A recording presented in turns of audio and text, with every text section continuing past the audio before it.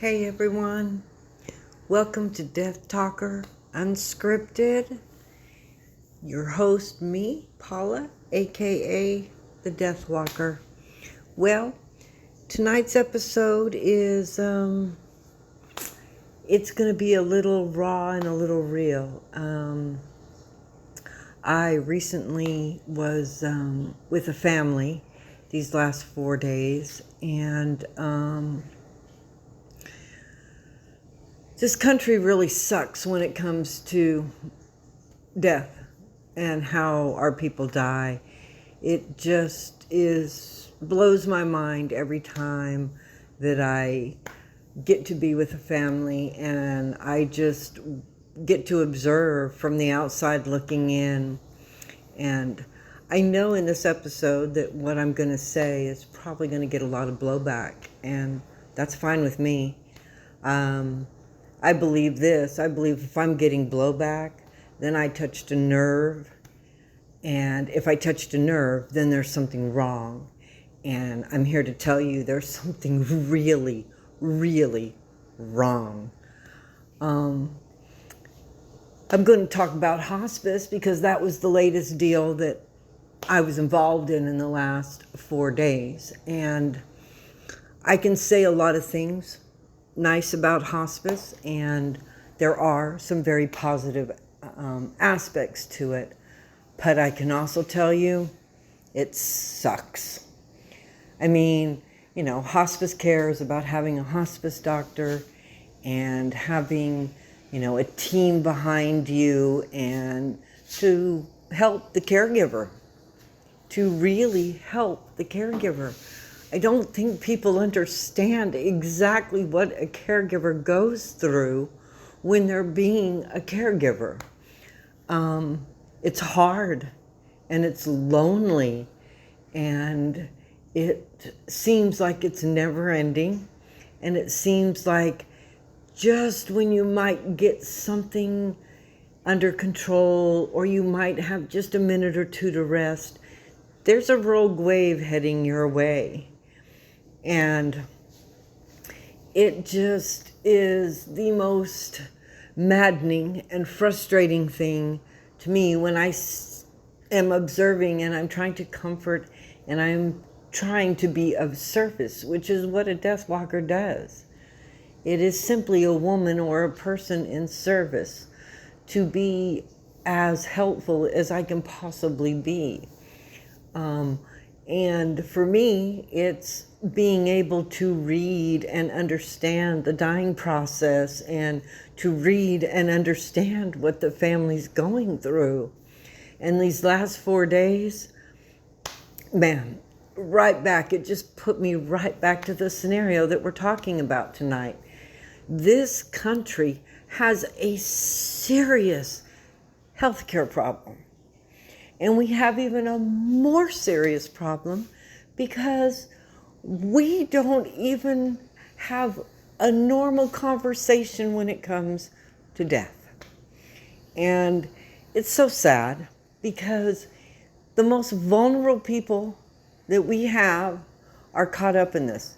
And they're the dying. And then there's the caregivers and the family members who sacrifice so much because they've spent a lifetime with their loved ones and now they're dying. And, we go through hospice and you get a team, and that team is supposed to have your back. And they will, as long as it's Monday through Friday. They got your back. But apparently on Saturday and Sunday and holidays, not so much. It's kind of like dignity and caring and compassion. Well, it's a weekend. We'll see you back on Monday, so we don't need that kind of thing. We're not going to go down that road. And it blows my mind when I saw that, and I've seen it time and time again. It's nothing new. But when I'm back at it, to me, it's like insanity, the definition of insanity. Doing something over and over and over and expecting a different result. That's insanity in my book. And yet, as a death walker in this country and a future dying person, it scares the living hell out of me. And it also infuriates me because it doesn't have to be this way. It really doesn't have to be. And so again, going back to the family that I was with, and 4 days, and as a death walker, I can honestly say that no two people will ever die the same way, and there's no exact way to say what time or what when or who or where the person is going to take their last breath. And it's different when we're birthing. When you're pregnant and we are being monitored by the doctors, and we're being monitored at death as well. But doctors are much, much, much better at being able to participate and being able to have technology to kind of let the mom and dad know when the child's going to be around. They give you a approximate time, and even in some cases, you can pick the day and time. So there you go. But when death comes around, we don't have that. We have what we call a dying process. But that dying process is so wide open, and it has so many variables in it, and there's no doctor to explain it to you and give you times and everything, because our healthcare, our doctors aren't required to learn or take a course in death. The closest these doctors get to death is in a morgue working on a cadaver. Well, I gotta tell you, that's just a little fucking late, if you ask me. And you should be asking me. You should be asking us death doulas and death walkers. You should be asking our caregivers. You should be asking loved ones. Hey, here's a bright idea. Why don't we allow veterinarians to help in the hospice and stuff like that? Veterinarians are actually trained in the dying process. They're trained in grief. They're trained in how the dying process works. And they're also taught how to do and create the dying process for mercy and compassion. Can you imagine? Go figure, huh? So, what I'm saying here is we have to do better. And, for me to say that I'm going to, the government's going to do better or the hospitals are going to do better, the truth of the matter is, it's not them who need to do better. It's us. It's our neighborhood. It's our communities. We need to flip the script. We need to get out from under this stigma of, hospice and do what your doctors say. And no, this just isn't acceptable. I was with a family, like I told you in the beginning of this podcast, and their father was just a person who was 91 years old, and he was in relatively good health, and his dementia was so far gone, and so he stopped eating, and then he eventually stopped drinking. And everybody thinks, it's going to be just a few days. It's not. And the reason I can tell you this, being a death walker, is I have seen people who have a 94 heart rate and their oxygen is 92, and 2 minutes later, they're dead.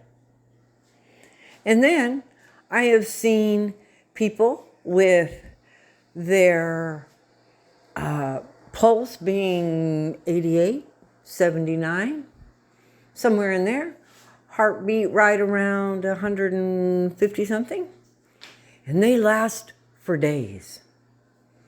For days. I have seen, and So what the point of this whole thing is, there is no set path for death. You can plan and plan and plan to your best ability, but there's going to be gaps. And every time I walk a family and their dying person to the edge of where I am able to do it, I can only walk them up to the veil. After that, I don't know, it comes after that. But I do know this much. I do know that we have to have more people to have the dying person's back, the caregiver's back. We have to understand that Monday through Friday is not acceptable. It's like saying, okay, we're going to take care of you all week long, but then Saturday and Sunday, you just get better, okay? Because there's no one to take care of you. And that leaves the caregiver. And you know, as the dying process goes on, the body becomes more of a dead weight. It becomes stiffer and harder to move. And if there's a caregiver who's trying to move a 191-pound man who is probably in an active dying stage, is enough to freak a caregiver out. What happens if I move his arm too much and it cracks a bone? What happens if I can't turn him over? What happens if I can't clean him? So this to me is part of our problem. You can't have my back if you're not going to have my back 7 days a week for as long as this person is dying. I'm sorry if it cuts into your time. I'm sorry if it cuts into your weekend. But really, I'm not. Because it's not about you. You are to be in service for my dying person. You are to be in service for these people who are caring for their dying persons. And somehow that gets way out there, and all of a sudden, like I said, I watch these families suffer and worry and go, oh my God, should he die? What if he dies on Friday night? Is hospice going to come? How long are they going to come? How long? And, you know, am I going to get an aide on Saturday? No. You might get a nurse on Saturday, might, or Sunday, but you probably won't get them on both. And again, to treat the dying people this way, to treat the caregivers and put them in a situation like this, not to mention the entire family that's trying to help. The absolute pain and confusion, and the fact that you are just so out of the loop.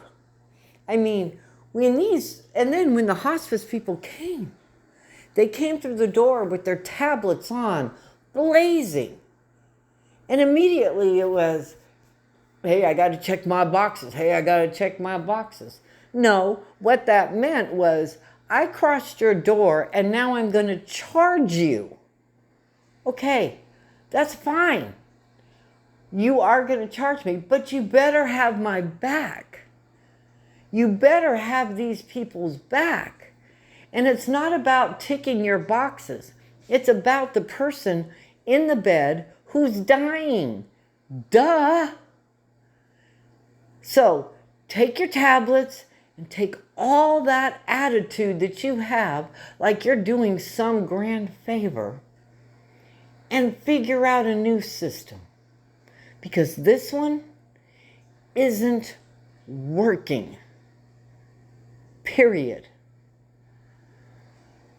Now, I kind of sort of wanted to, I gotta take a breath, sorry. It's really hard for me. When I see when I see how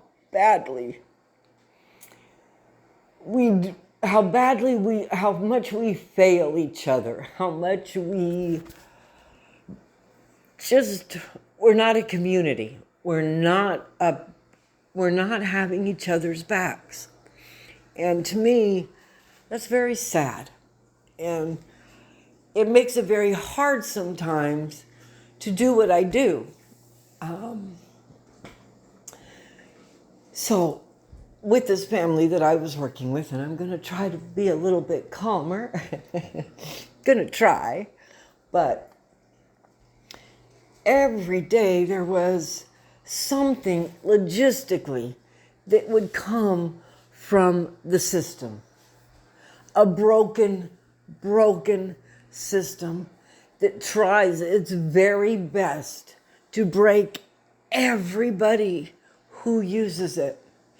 Do you know that I have hospice nurses and aides that call me and say, hey, do you know where I can get some pull-up briefs? Do you know where I can get a walker? Do you know where I can get a shower chair? Do you know where I can get some side rails for a bed for free?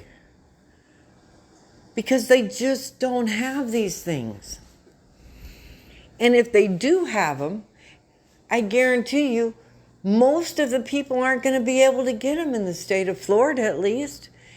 Medicaid Advantage is no longer working here. It's just not here. And we just have to figure out a way to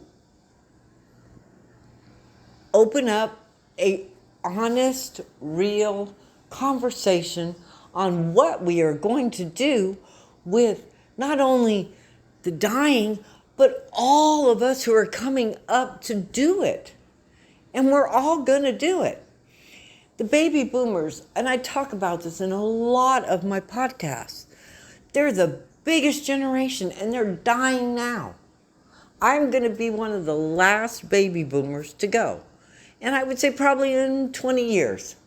So at least up into 20 years from now, maybe 25, we are going to have the largest population of people dying. And that doesn't include the mass shooters, and that doesn't include the crazy people out there. That doesn't include accidents or anything like that, or medical mistakes, nothing. I am solely talking about a population that is going to age out of this place and time. And we have our healthcare system every day just crumbles away.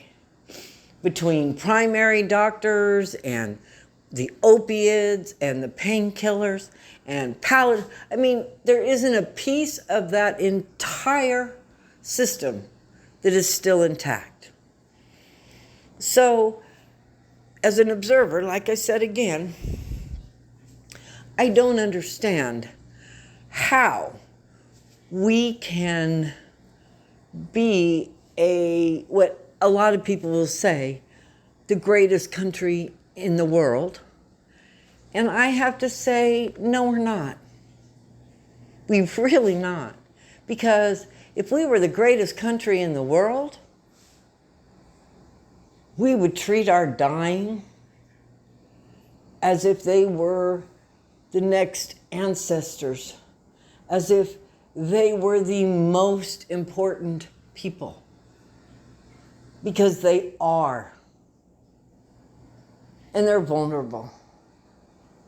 And they need help. And that help is me being a death walker, me being in service, however I can be in service to the people. Now, I happen to be with this family that they were so together. They had gone through this with their mom.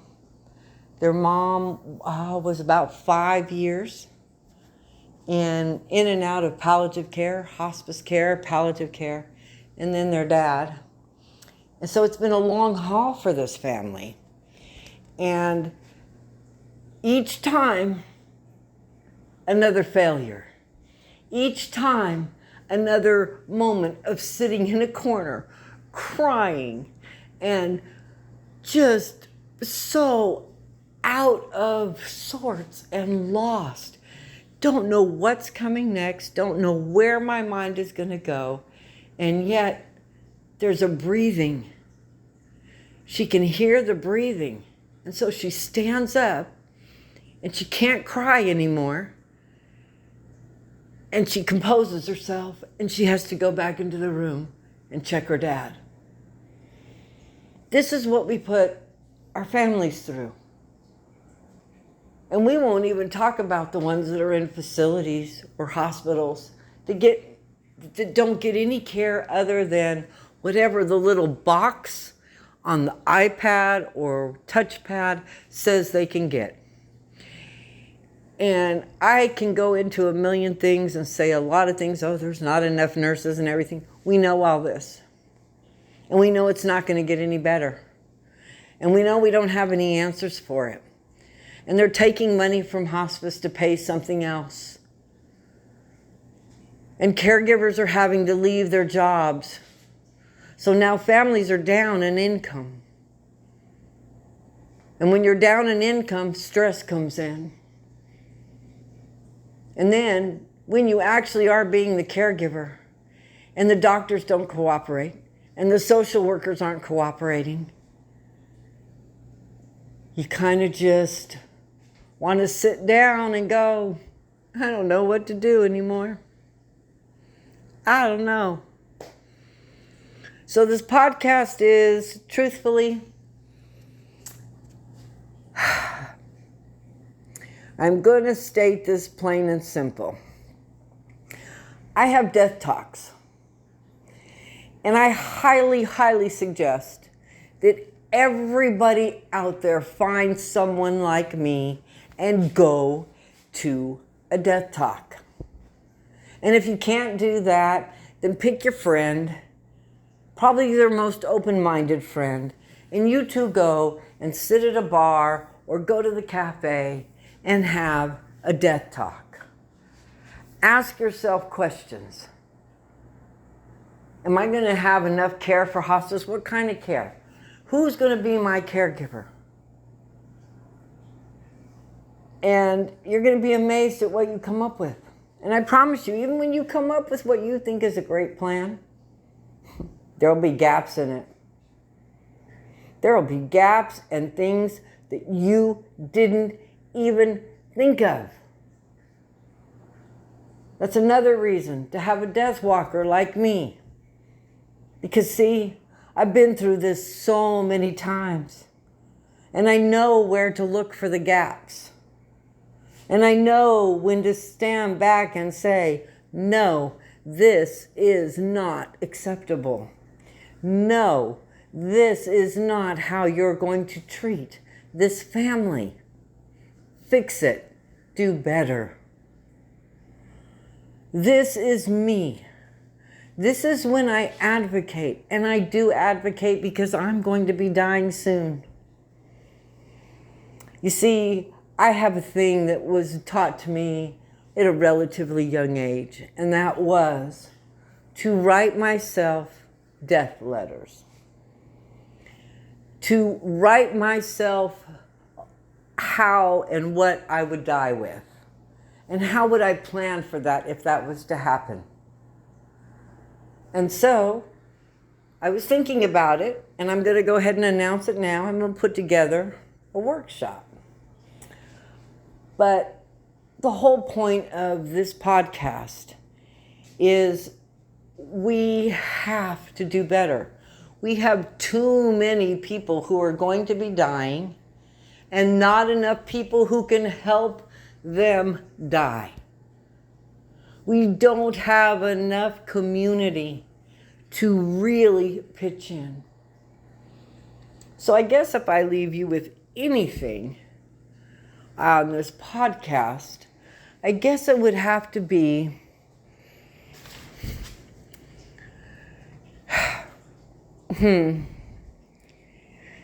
I hope when it's your turn, I really do. I hope when it's your turn to be a caregiver, I wish for you to have the people in your corner to make your time as a caregiver as it's never going to be unstressful, but to give you room and time to be stressful, to be angry. I hope that they will be there to hold you up and pick you up. I hope that you have your hospice care people that will come on Saturdays and Sundays regardless.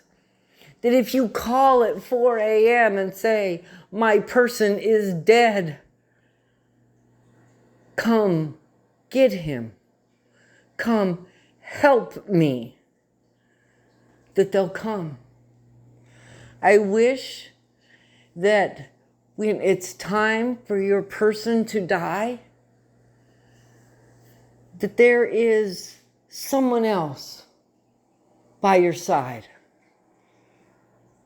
And the other thing for everyone out there, when it's your time to die, after you're done being the caregiver, I hope for you that they treat you with respect, dignity, compassion.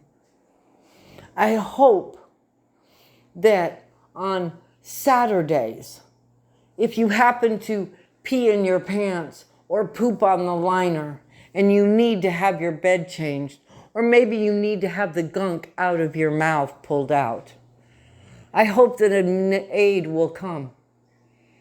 I hope that there will be a nurse to guide you, to make sure that you're on the dying process, to give the caregiver an idea of where she is on that caregiving, to give her what part of the dying process that person is in.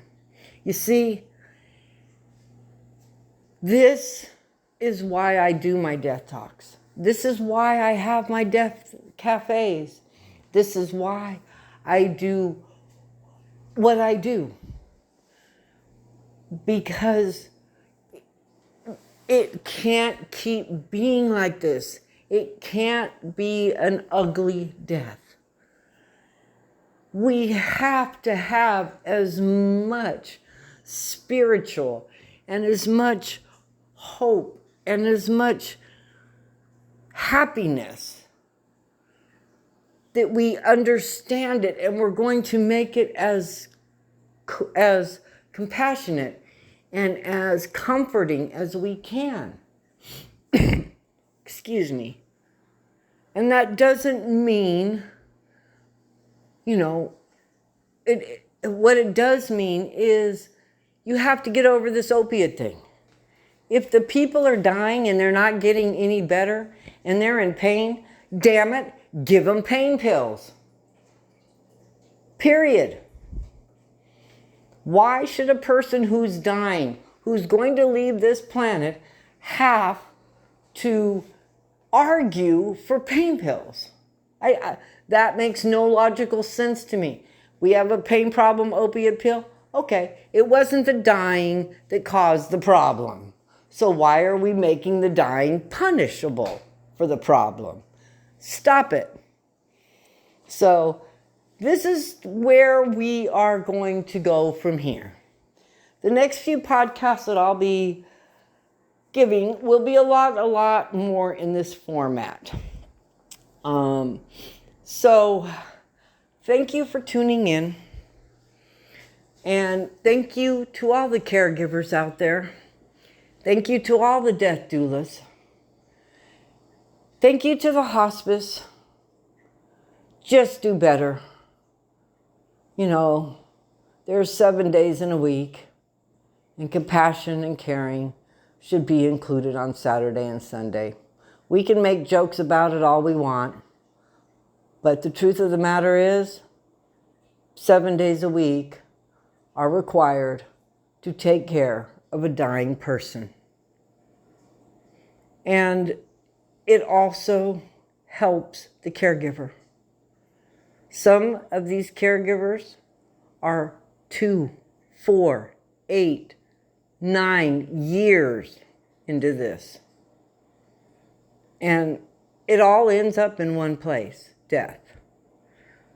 So, good night. So much love, my people. So much love, my people. And to everyone out there, welcome to the death community. Welcome to Death Conversations. See you next time.